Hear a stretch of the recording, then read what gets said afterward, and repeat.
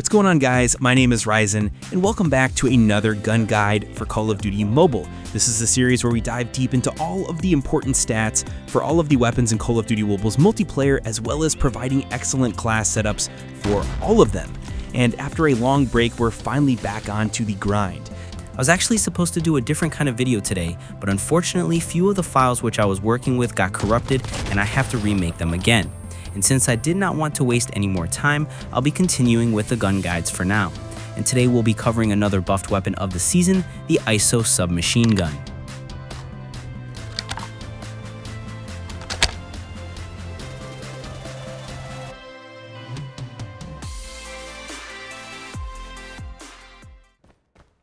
First appeared in Modern Warfare 2019, the ISO is based on the real-life APC-9 submachine gun produced by the Swiss manufacturers Berger and Tomet. The ISO deals a base damage of 25 up close, which like most SMGs drops down to 15 at longer ranges. This means that it'll be a 4-shot kill in the maximum damage range, and it gradually rises up to a 7-shot kill once you stretch out those ranges.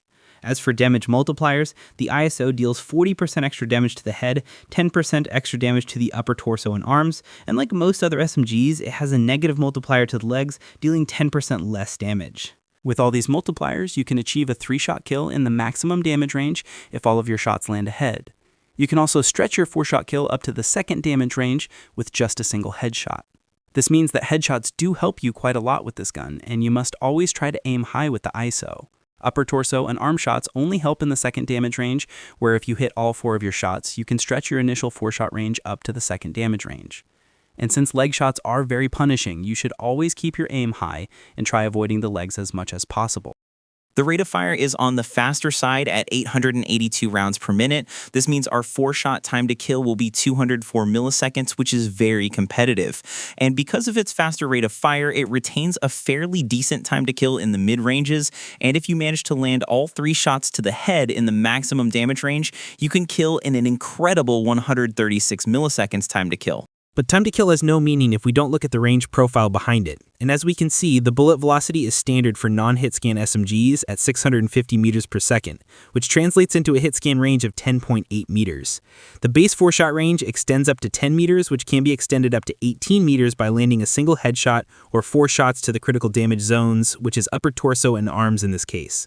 The ISO features some interesting barrel attachments, so let us have a look on those. The first barrel is the 140mm CQB barrel, which improves our mobility at the cost of reduction to our bullet velocity. This is usually not considered as a good option since there are better attachments to boost your mobility with much reasonable cons, so better stay away from this barrel. Next up, we have the 225mm Dominator barrel, which improves our ranges by 10% and our bullet velocity by a great 33% with minimal cons. This looks like a decent option, but as you can see, there are better barrels which improve our ranges by a much substantial amount, so I won't recommend using this either. The next 2 barrels have a similar effect like the Dominator barrel, but with better range improvements. And since the base weapon doesn't have great range profile, the Nightshade barrel clearly looks like the better option here than the Revolution barrel with slight mobility penalties. This barrel also features an integrated suppressor, which saves an attachment slot while building it. And comparing the base weapon with other top-tier options, we see that in the maximum damage range, it has one of the best time to kills. However, it being an SMG, the damage drop is very noticeable once you start stretching those ranges. So if you want to use this gun, better stick your gunfights within its effective range. The aim down sight spread got a buff this season, which is now standard for an SMG. This spread value is fine for the ranges you'll be generally challenging your engagements. Same goes for its hipfire spread, which is also standard for an SMG. Although its hit flinch and bullet impact values are slightly worse than SMG averages, which doesn't matter so much since you won't be challenging longer ranges with this gun. And for its recoil, again, it is one of the stronger aspects of this gun. There is a sudden jump after the initial shot fired, but after that the recoil goes up to the right with very low kick between shots. This recoil pattern is extremely easy to control. Too bad this is on an SMG rather than an assault rifle. Coming to its handling, the base aim down sight time is fast at 200 milliseconds, although its sprint to fire time is slightly slower than SMG average at 150 milliseconds. All of its mobility stats are above SMG standards, with its aim walking speed being standard. Its magazine capacity is low at 20 rounds with 80 in reserve. It reloads in 1.26 seconds with an empty reload time of 1.14 seconds, which is surprisingly faster than its tactical reload. And for its last base stat, its material penetration is standard for an SMG. You can improve it slightly with FMJ, but it is not considered for a worthwhile attachment to spend a slot on. But with that, we have covered all the base stats of the ISO. And now's the time to see how to build this weapon. There's not too many ways of building it since it doesn't show any outstanding trait in any of the department.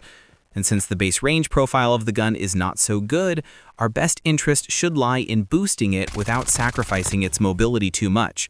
For that purpose, we are using the Nightshade barrel for concealment and range, the ISO collapsible stock to mitigate the mobility cons of the barrel, an optic of preference since I feel that its iron sight is quite obstructive, FSS Vice ISO grip to reduce our bullet spread, and finally we top it off with the 50-round drum mag. If you're fine with the iron sights or have a better blueprint, then you may swap the optic for sleight of hand. With this build, we have a bunch of upsides with negligible downsides. All of our ranges are boosted by a great 30%, which means our guaranteed 4-shot range now becomes 13 meters, which can be extended up to 23.4 meters if you hit at least a single headshot or all shots to the upper torso or arms. And by comparing it with other top-tier weapons, the ISO now has a very respectable performance in close to mid-ranges, and in many cases, you can see yourself outgunning most meta weapons with this gun if you have somewhat decent aim. Here are all the stats for this build if you want to have a look. Our recoil is improved by a slight margin, so as long as you're keeping your gunfights within its effective range of 23.4 meters, you'll be perfectly fine with this weapon. As for an example class setup, for respawns, we're using a melee in our secondary, but you can use a pistol if you want. We have the perk greed red as our wildcard, allowing us to carry 2 red perks, where we have flak jacket and dauntless, and for the other 2 perks, we have quick fix and unit support. You may also use Skulker in the primary red slot if you want. For the lethal equipment, we have a contact grenade, and for the tactical, we have a trophy system.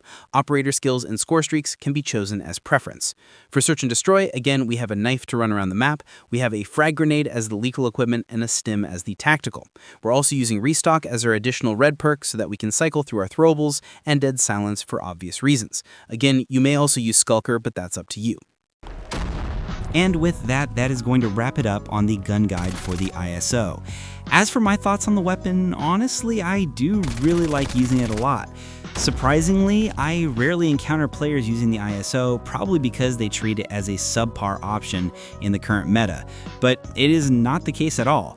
The weapon itself is quite strong if you treat it like a classic SMG. Low recoil, good lethality, decent mobility, and a large magazine capacity. There's absolutely no reason to hate on this weapon, and to be frank, this might be one of my most favorite SMGs in the game right now. Would I consider it to be meta? Absolutely not. But would I consider giving it a try? 100%. But of course, those were just my thoughts on the ISO. Now, I'd love to hear from you guys. What do you think of this weapon? For those who do use the weapon on a regular basis, how do you feel while using it? Do you think it's quite underrated and needs more attention, or you feel it to be on the weaker side? And for those who haven't used the weapon in a while, do you want to give the weapon a shot after the buff? Just let your thoughts in the comment section down below. As you know, I'll be continuing with the buffed weapons for this season as part of my gun guides. So if you have anything in mind, let me know which one you want me to cover next. As I mentioned in my last video, I am also working on some other guides as well, which you might see in a few days' time or so. Join my Discord server to gain access to all of my recommended builds for all of the weapons as well as other in-depth analysis. Make sure to subscribe if you want to see future content, and leave a like on this video, and I'll catch you guys on the next one.